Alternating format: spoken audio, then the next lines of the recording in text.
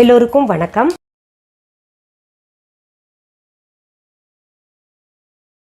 இன்னைக்கு இந்த பதிவில் ரொம்ப எளிமையான ஒரு சமையல் தான் நான் சொல்லித்தர போகிறேன்.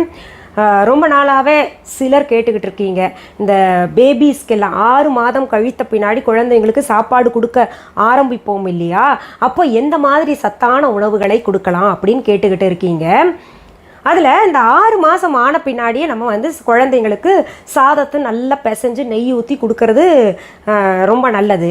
அந்த பிசையும் பொழுது கூட பார்த்திங்கன்னா சாதமாக இருக்கக்கூடாது. அதனால் சின்ன மிக்சி ஜாரில் போட்டு அதை நல்லா நெய் ஊற்றி அடிச்சிருங்க.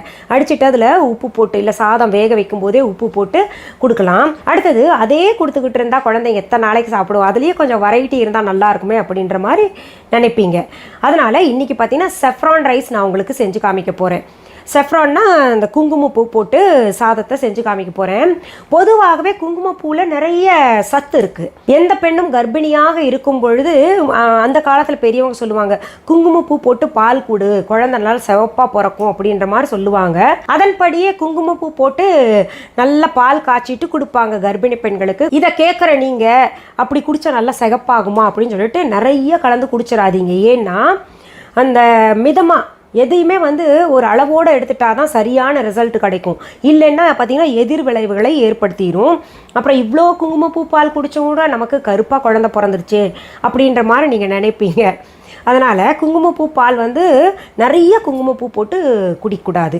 அதுவே பார்த்திங்கன்னா ஒரு 4-5 இழைகள், அதாவது ஸ்டிக்ஸ் மாதிரி இருக்கும் இல்லையா, அது போட்டு நல்லா சுண்டை காய்ச்சி குடிக்கணும். அது காலையில் ஒரு முறை, இரவு தூங்குறதுக்கு முன்னாடி. அது காலையில் குடிக்கலைன்னா கூட பரவாயில்ல, இரவு தூங்க போகிறதுக்கு முன்னாடி கர்ப்பிணி பெண்கள் அப்படி குடிச்சுக்கிட்டு வரலாம். அந்த குங்குமப்பூவில் இரும்பு சத்து அதிகமாக இருக்குது. நல்ல நிறத்தை கொடுக்கக்கூடிய ஒரு தன்மை இருக்கின்ற காரணத்தினால இன்னும் நிறைய மருத்துவ குணங்கள் இருக்குது. நான் சுருக்கமாக உங்களுக்கு சொல்கிறேன். அதனால் அந்த குங்குமப்பூவையே வச்சுக்கிட்டு ஒரு சாதத்தை செஞ்சு காமிக்கிற ரொம்ப சுவையாக இருக்கும்.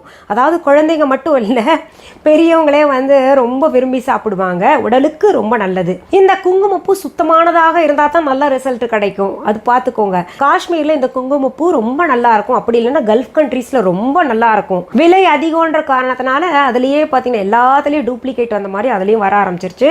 நம்ம viha.online இருக்கக்கூடிய குங்குமப்பூ பார்த்தீங்கன்னா காஷ்மீரில் டைரெக்டாக வரவழைச்சு நான் உங்களுக்கு கொடுத்துக்கிட்டு இருக்கேன். ரொம்ப நல்லா இருக்கும். அந்த மனமே உங்களுக்கு இந்த குங்குமப்பூவுக்கும் மற்ற குங்குமப்பூவுக்கும் மோந்து பார்த்தீங்கன்னா வித்தியாசம் தெரியும். சரி, இப்போ குங்குமப்பூ சாதம் செய்வதற்கு தேவையான பொருள்கள் என்னென்னு பார்த்துடலாமா? இன்றைக்கி நம்ம செஃப்ரான் ரைஸ் செய்ய போகிறோம். அதற்கு தேவையான அளவு அரிசி உங்களுக்கு எவ்வளோ தேவைப்படுதோ, இப்போ உங்கள் வீட்டில் எவ்வளோ பேர் இருக்காங்களோ அதுக்கேற்ற மாதிரி அரிசி எடுத்துக்கோங்க. நான் இன்றைக்கி எடுத்துருக்கிறது பாஸ்மதி அரிசி எடுத்திருக்கேன். நீங்கள் பச்சரிசிலையும் செய்யலாம், புழுங்கல் அரிசிலையும் செய்யலாம். பிள்ளைங்க கேட்டதுனால நான் பாஸ்மதி அரிசி எடுத்திருக்கேன். தேவையான அளவு உப்பு எடுத்துக்கோங்க. இது குங்குமப்பூ. இப்போ நிறைய பேர் குங்குமப்பூ பாலில் கலந்து மட்டும்தான் சாப்பிடணுமா அப்படின்னு கேட்டுக்கிட்டு இருக்கீங்க. இப்படி அரிசியிலையும் செஞ்சு சாப்பிட்லாம். ரொம்ப நல்லது, ஆரோக்கியத்திற்கும் உடலுக்கும் நல்லது, சுவையாகவும் இருக்கும் நல்லா. அப்புறம் 1 டீஸ்பூன் நெய் எடுத்திருக்கேன். இந்த நெய்க்கு பதிலாக நீங்கள் எண்ணெய் கூட பயன்படுத்திக்கலாம்.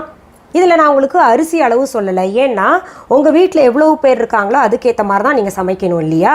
நான் எங்கள் வீட்டுக்கு ஏற்ற மாதிரி 1 டம்ளர் அரிசி எடுத்திருக்கேன். அடுத்தது நம்ம அடுப்பில் ஒரு குக்கர் வச்சுக்கலாம். இப்போ ஊறின அரிசியில் இருக்கக்கூடிய தண்ணியை நம்ம வடிகட்டிக்கலாம். இந்த குக்கரில் நம்ம நெய்யை சேர்த்துக்கலாம். குக்கர் சூடாயிருச்சு. இப்போ நான் நெய் சேர்க்குறேன். அடுத்தது நம்ம ஊற வச்ச அரிசியை இதில் சேர்த்துக்கலாம். நீங்கள்லாம் இந்த அரிசி தனியாக பிரிஞ்சு சாப்பிட்ணுன்னு ஆசைப்படுவீங்க. பொதுவாகவே ஹோட்டல்லலாம் பிரியாணி செய்யும் பொழுதோ இல்லை புலாவிலெல்லாம் பார்த்திங்கன்னா தனித்தனியாக அரிசி பிரிஞ்சிருக்கும் இல்லையா, ஒன்றோட ஒன்று ஒட்டாமல். அதற்கு என்ன செய்யணுன்றது தான் நான் இதில் உங்களுக்கு செஞ்சு காமிக்க போகிறேன். இது பல பதிவுகளில் நான் செஞ்சு காமிச்சிருக்கேன் புலாவெல்லாம் செய்யும் பொழுது. இருந்தால் கூட இதில் மறுபடியும் செய்கிறேன். இதை மிதமான தீயில, லேசான தீயில வச்சுட்டு நம்ம அரிசி உடையாமல் ஜென்டலாக திருப்பிக்கிட்டே இருக்கணும். அதில் இருக்கக்கூடிய அந்த மாய்ஸ்ட் போயிடணும், அதாவது பசை இருக்கும் இல்லையா, அது போயிடணும். அது வரைக்கும் நம்ம இந்த மாதிரி வறுத்துக்கிட்டே இருக்கணும் அரிசியை. இப்போது இந்த அரிசி பாருங்கள், உங்களுக்கு நல்லா பளபளப்பாக தெரியும் பாருங்கள். அதில் இருக்கிற தண்ணியெல்லாம் போயிட்டு நல்லா பளபளப்பாக தெரியுது இல்லையா. இந்த மாதிரி வரும்போது நம்ம வறுக்கிறத நிறுத்திடணும். அதுக்கு பிறகு நம்ம இந்த குங்குமப்பூவை சேர்த்துக்கணும். குங்குமப்பூ சும்மா ஒரு 20 ஸ்ட்ராண்ட்ஸ், அதாவது இந்த மாதிரி குச்சி 20 குச்சி இருந்தால் போதும். 1 டம்ளர் அரிசிக்கு நான் சொல்கிறேன். அடுத்தது தேவையான அளவு உப்பு. கொஞ்சம் உப்பு மிதமாகவே இருக்கட்டும், ஏன்னா நம்ம இதில் குழம்பு ஊற்றியும் சாப்பிட போகிறோம், வெறுமனே இப்படி சாப்பிட போகிறது கிடையாது. அதனால் கொஞ்சம் உப்பு மட்டும் சேர்த்துக்கலாம். நான் இந்த டம்ளரால் அரிசி எடுத்திருக்கேன், அதனால் இதே டம்ளரால் தண்ணி 1.25 தண்ணி ஊற்றுறேன். நீங்கள் இப்போது வழக்கமாக இந்த பச்சரிசிக்கு புழுங்கல் அரிசிக்கு எவ்வளோ தண்ணி போடுவீங்களோ அதுலேருந்து ஒரு 1/2 டம்ளர் குறைச்சி போடுங்க, அப்போ தான் நல்லாயிருக்கும். அந்த அரிசியெல்லாம் பயன்படுத்தும் போது அப்படி போடுங்க. இது பாஸ்மதி அரிசின்றனால நான் நிறைய தண்ணி போடக்கூடாது, சீக்கிரத்தில் வெந்துடும் இல்லையா. 1.25 டம்ளர் அளவு தான் போடுறேன். இப்போ இதை நல்லா கலந்து விட்டுறலாம்.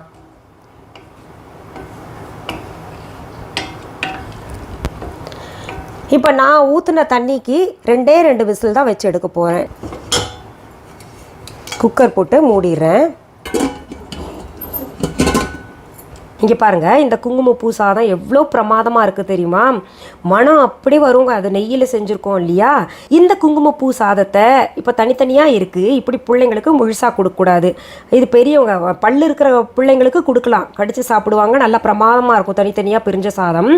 ஆனால் இந்த 6 மாத குழந்தைக்கெல்லாம் நல்லா மிக்சியில் ஒரு சுற்றிக்கோங்க. நல்லா இதுலேயே பார்த்தீங்கன்னா நெய் நல்லா போட்டிருக்கோம், அதனால் திரும்ப நெய் போடணுன்னு அவசியம் இல்லை போடணும் அப்படின்னு நினச்சிங்கன்னா நம்ம மிக்சி ஜார்லேயே ஒரு சொட்டு நெய் போட்டு நல்லா சுற்றி எடுத்துக்கிட்டு பிள்ளைங்களுக்கு ஊட்டி விடுங்க. நல்லா சப்பு கொட்டி சாப்பிடுவாங்க, உடலுக்கும் ரொம்ப நல்லது. சரி, இன்றைக்கி இந்த பதிவில் மிக எளிய ரெசிபியான குழந்தைகளுக்கான குங்குமப்பூ சாதம் எப்படி செய்யறதுன்னு பார்த்தோம் இல்லையா. இது குழந்தைங்களுக்கு மட்டும் இல்லைங்க, பெரியவங்களே சாப்பிட்லாம். அது கூட என்ன தொட்டுக்கிட்டு சாப்பிட்டா ரொம்ப பிரமாதமாக இருக்கும், நல்ல மேட்ச். அதாவது கணவன் மனைவி பொருத்தமாக இருந்தால் பார்க்குறக்கே நல்லா இருக்கும்ல, அது போல் இந்த குங்குமப்பூ சாதத்துக்கு கூட சைட் டிஷ் என்ன பண்ணால் நல்லாயிருக்கும்னு சொல்லிட்டு அடுத்த எபிசோடில் நான் உங்களுக்கு போடுறேன். அது பார்த்திங்கன்னா இந்த சாதம் குழந்தைங்களுக்கு மட்டும் இல்லைங்க, நம்ம எல்லாம் ஒரு முறை சுவை பண்ணிட்டோன்னு வைங்க, அது திரும்ப திரும்ப அது சாப்பிடணுன்ற ஒரு எண்ணம் நமக்கு வரும். அவ்வளவு நல்லாயிருக்கும். அந்த நெய்யுக்கும் அந்த அரிசிக்கும் அந்த குங்குமப்பூவும் சேர்ந்தால் அப்படி ஒரு காம்பினேஷன், அவ்வளோ ஒரு சுவை. சரி, மீண்டும் அடுத்த பதிவில் வேற ஒரு நல்ல தலைப்போட உங்களெல்லாம் சீக்கிரத்தில் சந்திக்கிறேன். அது வரைக்கும் நன்றி, வணக்கம்.